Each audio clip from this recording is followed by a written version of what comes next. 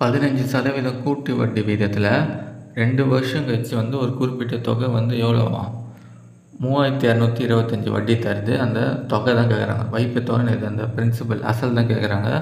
இந்த கேள்வியில் இங்கே பாருங்கள், இந்த ஒரு வருட வட்டி இது தப்பாக கொடுத்துக்கிறாங்க. இங்கிலீஷில் பாருங்களேன், a sum invested for 2 years at the rate of 15% per annum compounded annually will fetch us a compound interest of rupees 3255. Find the sum. Compounded அதாவது 15% வட்டி ஆண்டுக்கு. காம்பவுண்டட் ஆனுவலி இது வருஷத்துக்கு ஒரு வாட்டி வட்டி அசல் கூட ஆட் ஆகுது. அதான் காம்பவுண்டட் ஆனுவலி. இங்கே அப்படியே இங்கே மாற்றி கொடுத்துட்ருக்காங்க, தப்பாக கொடுத்துட்றாங்க. ஒரு வருட வட்டின்னு இல்லை, இது நான் வரணும் ஒன்று 2 வருட வட்டின்னு கொடுத்துருக்கணும். அப்புறம் நான் கொடுத்துருக்கணும் கிடைக்கும் வட்டி, இந்த மாதிரி கொடுத்துடணும். கிடைக்கும் வட்டி அந்த மாதிரி வரணும். ஓகே, இது தப்பாக கொடுத்துறாங்க. எப்பவுமே ஒரு வாட்டி இங்கிலீஷில் ஒரு கேள்வி ஒரு வாட்டி ரீட் அவுட் பண்ணுங்க. ஏன்னா சில வாட்டி தமிழில் தப்பாக கொடுக்க வாய்ப்பு இருக்குது. சரி, ஓகே, இப்போ சம்முக்கு போகலாம். இந்த கொஸ்டின் பேப்பரோட மற்ற சம்ஸை பார்க்கணும், டிஸ்கிரிப்ஷனுக்கு பிளேலிஸ்ட்டை செக் பண்ணி பாருங்கள். சரி, சம்முக்கு போகலாம். இந்த சம் 2 விதமாக போடலாம். ஒன்று எப்படி நம்ம காம்பவுண்ட் இன்ட்ரெஸ்ட் ஃபார்முலா இருக்குல்ல, A P × 1 + R/100 இந்த ஃபார்முலாவில் போடலாம். இல்லை ஏன்றது இது அமௌண்ட்டுன்றது அசலும் வட்டியும் சேர்ந்தது இல்லையா, பிரின்சிபலும் காம்பவுண்ட் இன்ட்ரெஸ்ட்டும் சேர்ந்தது. நமக்கு பிரின்சிபல் தெரியாது, காம்பவுண்ட் இன்ட்ரெஸ்ட் மட்டும் அவங்க கொடுத்துட்டாங்க இல்லையா. 2 வருஷத்துக்கு எவ்வளோ 3225.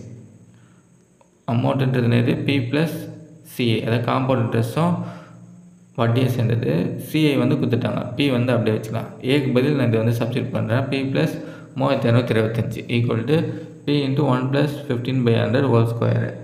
இது ஆகும் 115/100 whole square வருமா. அது 2 வாட்டி எழுதிங்க. 115/100 × 115/100 ஸ்கொயர் தானே, 2 வாட்டி எழுதியாச்சு. அதுக்கப்புறம் இதை 5 டேபிள் வச்சுக்க. நான் மேலே 23 கீழே 20, இதுவும் மேலே 23 கீழே 20.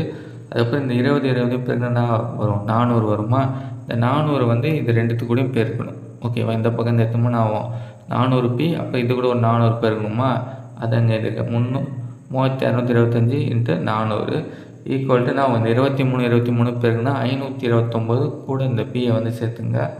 அதுக்கப்புறம் இது ரெண்டுத்துக்கு கழிச்சு இல்லாமல் இதையும் கழிச்சிடலாம். அது இந்த பக்கம் போனோம் கழிச்சிடலாம். 129P = இந்த மல்டிப்ளை அப்படியே வச்சுக்கலாம். அதுக்கப்புறம் இது 129 கீழே வந்தீங்கன்னா டேரெக்டாக 129 ஆக்சுவலாக 25 முறை வரும். இல்லைன்னா 3 டேபிள் ஆச்சுன்னா இது எவ்வளோ வரும் 43 வரும். மேலே 1075 வரும். 43 ப்ரைம் நம்பர். ஓகே, அதை போய் டேரெக்டாக தான் அடிக்கிற மாதிரி இருக்கும். டேரெக்டாக 43 டேபிள் ஆச்சு, அதுனா ஒரு 25 முறை வரும். இப்போ 25 × 400 பேருக்குன்னா 10,000 வரும். நம்ம சிம்பிள் இன்ட்ரெஸ்ட் கூட போடலாம், ஆனால் அது ஒவ்வொரு சாய்ஸாக வச்சு போடுற மாதிரி இருக்கும். நம்ம சாய்ஸை வச்சு கெஸ் பண்ணலாம் இல்லையா. ஃபஸ்ட்டு 10,000 ரூபாய்க்கு சிம்பிள் இன்ட்ரெஸ்ட் தனி வட்டியில் போட்டால் நான் 15% போட்டால் ஒரு வருஷம் கழிச்சு 1500 கிடைக்கும். இந்த 1500 என்ன பண்ணணும், 10,000 கூட சேர்த்திங்கன்னா நான் வரும் 11,500 வரும். இதுக்கு 15% போட்டிங்கன்னா 1725. அவங்க 2 வருஷத்துக்கு தானே 3225 கிடைக்குது. முதல் வருஷம் எவ்வளோ கிடைக்குது 1500. ரெண்டாவது வருஷம் 1725. ரெண்டுத்தையும் ஆட் பண்ணிங்கன்னா வரும் 3225. அவங்க கேள்வியில் கொடுத்துக்கிட்டு கச்சிச்சு இல்லையா. அப்போ ஆன்சர் 10,000 தான் அதுக்கு ஆன்சர்.